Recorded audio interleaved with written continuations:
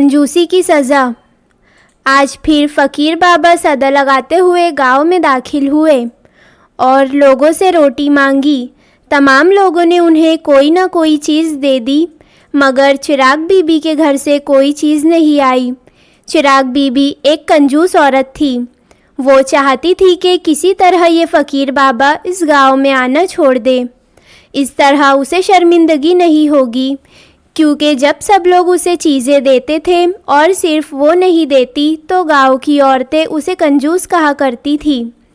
ایک دفعہ اس کے ذہن میں ایک ترکیب آئی کہ کیوں نہ اس کے کھانے میں زہر ملا دوں، اس طرح وہ فقیر مر جائے گا اور آئندہ یہاں نہیں آئے گا۔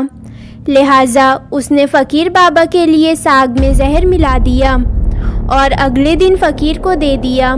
فقیر یہ دیکھ کر بہت حیران ہوا کہ اس نے مجھے یہ کھانا کیوں دیا، یہ تو بہت کنجوس عورت ہے۔ پھر اس نے سوچا کہ شاید اسے میری حالت پر رحم آ گیا ہو۔ وہ کھانے لے کر گھر کی طرف چل دیا۔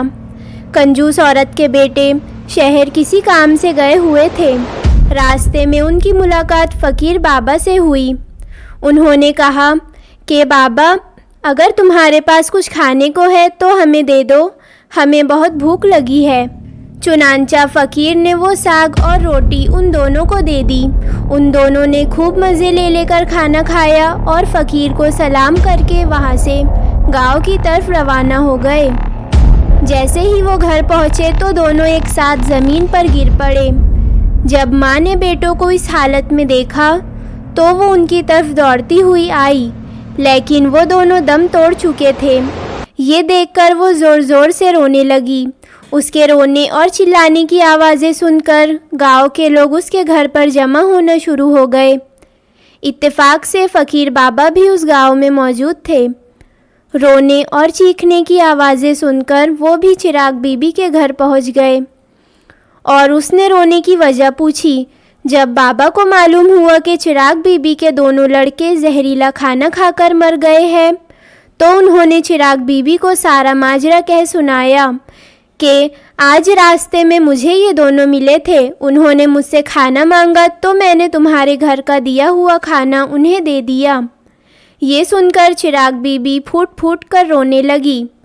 پھر اس نے فقیر سے کہا، بابا مجھے معاف کر دو، میں نے تمہارے لیے کھانے میں زہر ملایا، مجھے کیا پتہ تھا کہ اس سے میرے بیٹے ہی مر جائیں گے۔